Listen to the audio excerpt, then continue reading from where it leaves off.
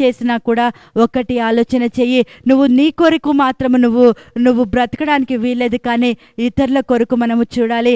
యేసుక్రీస్తు ప్రభు ఈ లోకంలో ఉన్నప్పుడు ఆయన తన సొంత కార్యాలని ఆయన చూసుకోలేదు, కానీ ఆయన దేవుని కార్యాలు చూశాడు, ఇతరుల కార్యాలు కూడా చూసినట్టుగా మనము లేఖనంలో చూసినాం. ఆయన తన కొరకే జీవించలేదు, కానీ దేవాది దేవుని కొరకు ఆయన జీవించి ఉన్నాడు గనుక దేవుని యొక్క చిత్తాన్ని యేసయ్య జరిగించగలిగినాడు.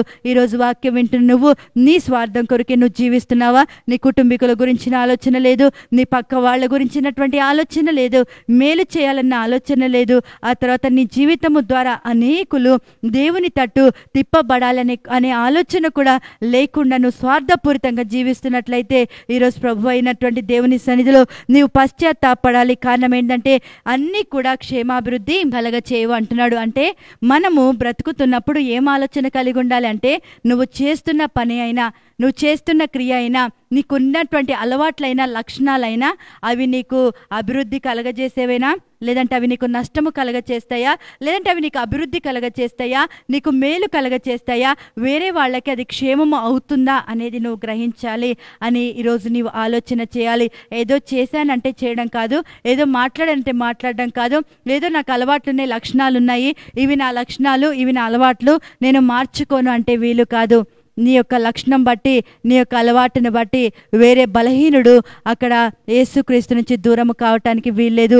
అలాగా నువ్వు చేసినట్లయితే నీవు ఆ వ్యక్తి మనస్సాక్షిని బట్టి నువ్వు దేవునికి లెక్క అప్పచెప్పవలసి ఉన్నది అని చెప్పి నువ్వు గ్రహించాలి. కనుక బలహీనుల యొక్క మనస్సాక్షి మీద వాళ్ళు ఏ మాత్రము కూడా అధికారులు కాదు గనక నిన్ను చూసినటువంటి వేరే వాళ్ళు బలహీనులుగా ఉంటే విశ్వాసములు నీ యొక్క జీవితాన్ని బట్టి, నీ యొక్క అలవాటుని బట్టి, నీ యొక్క క్రియని బట్టి వాళ్ళు జారిపోవడానికి వీల్లేదు. అలాగా నీవు ప్రవర్తిస్తున్నట్లయితే క్షేమాభివృద్ధి కలగచేయని వాటి విషయములో నీవు దేవుడిచ్చిన స్వాతంత్రాన్ని వ్యర్థంగా నువ్వు ఉపయోగించినట్లయితే నీవు ఖచ్చితంగా దేవునికి లెక్క చెప్పవలసి ఉంటున్నది.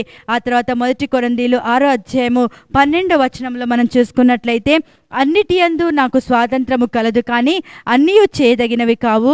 అన్నిటి యందు నాకు స్వాతంత్రము కలదు, కానీ దేని చేతను లోపర్చుకొనబడనొల్లను అంటున్నాడు. ఇక్కడ అంటే చాలా మంది కూడా వారు భోజన పదార్థములు కడుపునకును, కడుపు భోజన పదార్థములకు నియమింపబడి ఉన్నవి అని ఇక్కడ లేఖనంలో రాయబడింది. అంటే చాలా మంది కూడా కేవలము కడుపు కొరకే జీవించినట్టుగా చేస్తుంటారు. విపరీతముగా తినడము, అన్ని పనులు కూడా విపరీతమైన ధోరణిలో చేయడము. వాక్యం వింటున్న పిల్లలంటే నువ్వు దేనినైతే నువ్వు ఎక్కువగా చేస్తూ ఉన్నావు, నువ్వు దానికి దాసుడు అయిపోతున్నావు, దానికి బానిస అయిపోతున్నావు అనేది నువ్వు గ్రహించాలి. తిండిపోతుగా నువ్వు ఉన్నట్లయితే నువ్వు తిండికి బానిస అయిపోతున్నావు అని గ్రహించాలి. నీకు వస్త్రముల మీద నీకు పిచ్చి ఉన్నట్లయితే వస్త్రాలకి నువ్వు బానిసగా అయిపోయినట్టు నువ్వు గ్రహించాలి. ఈరోజు క్రైస్తవులుగా పిలువబడుతూ కూడా నువ్వు సినిమాలు చూస్తూ, సీరియళ్ళు చూస్తూ, బూతు మాటలు మాట్లాడుతూ, అన్యాచారాలు పద్ధతుల్ని నువ్వు పాటిస్తూ నువ్వు వ్యతిరేకంగా ప్రవర్తిస్తున్నట్టయితే నీకు ఇవ్వబడిన ఈ స్వాతంత్రాన్ని వ్యర్థమైన వాటి కొరకు ఉపయోగపరుస్తున్నావా?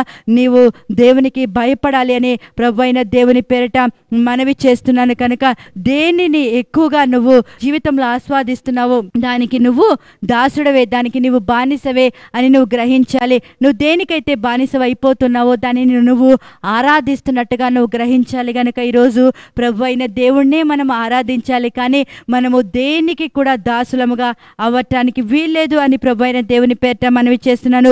అందుకే ఇక్కడ పౌలు అంటున్నాడు, నేను దేని చేతను లోపర్చుకొనబడనొల్లను అంటున్నాడు. అంటే ఏ విషయంలో కూడా పౌలు దేవుడి కొరకే జీవించాలని ప్రయాసపడ్డాడు, కానీ ఈ లోకంలో ఉన్న ఇహలోక సంబంధమైన ఏ వ్యాపకాల మీద కూడా పౌలు దృష్టి నిలపలేదు.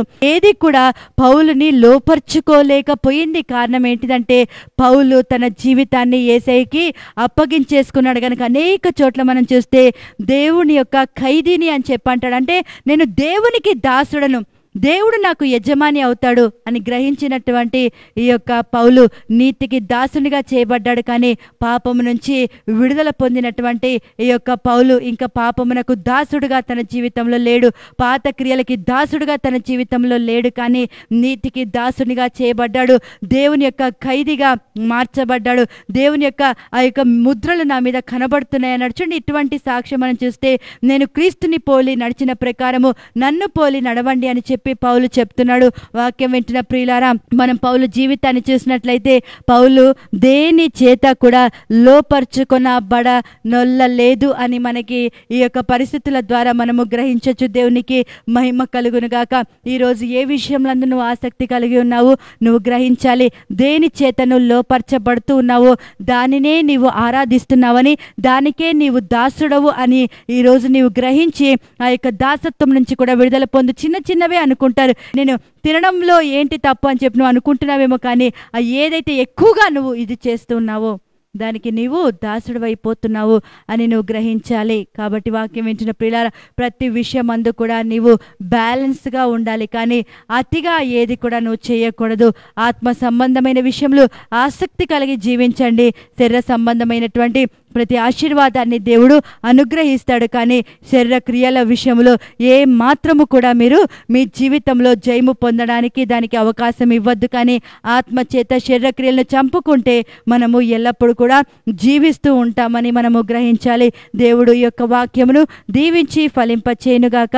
ఆమేన్. అందరం కూడా తలలు వంచితే ప్రార్థన చేసుకుందాం. సర్వశక్తి కలిగిన మా ప్రియ తండ్రి దేవా, మమ్మల్ని దాసులుగా కాక స్వతంత్రులుగా ఉండటానికి మమ్మల్ని పిలిచిన గొప్ప దేవా, నీ కృతజ్ఞతలు నాయన. ప్రేమగల నా ప్రియతని, ఇంకా ఎంతమంది సాతాను దాసత్వంలో బానిసలుగా ఉంటున్నారో ప్రభా, నజరేయుడైన యేసుక్రీస్తు నామం పేరట ఆ యొక్క దాసత్వపు ఆత్మ నుంచి యేసునామములో వారికి విడుదల కలుగును గాక. ఆ బంధకముల నుంచి యేసునామములో విడుదల కలుగును గాక. ప్రతి దురలవాటు చెడు నుంచి యేసునామములో విడుదల కలుగును గాక.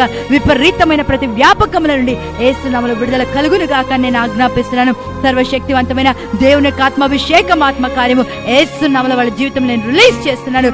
అద్భుతమైన నా ప్రియ దేవా, నీకు వందనాలు స్తోత్రములు చెల్లిస్తున్నాము నాయన. ప్రేమగల తండ్రి, నువ్విచ్చిన స్వాతంత్రమును ప్రభా శరీర క్రియలకు హేతువు చేసుకోనకుండా నీ కొరకు మాత్రమే, నీ మహిమ కొరకు మాత్రమే ఆ యొక్క స్వాతంత్రమును వాడటానికి, అనేకుల రక్షణార్థమై ఆ యొక్క స్వాతంత్ర నియమములో నాయన నడిపించబడటానికి వారికి గ్రహింపు దైత్యమని వేడుకుంటున్నాను ప్రభా.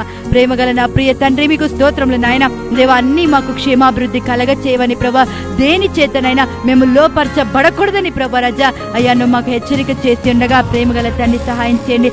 ఎంతమంది నా ప్రభా రజా దేవా వారి జీవితంలో ఇతరుల జీవితంలో క్షేమము అభివృద్ధి కలిగించినటువంటి పనులు చేస్తూ అయ్యా పాపమునకు లోపరచబడుతూ ఉన్నారు, మరి క్షమించండి, కనికరించండి నాయన.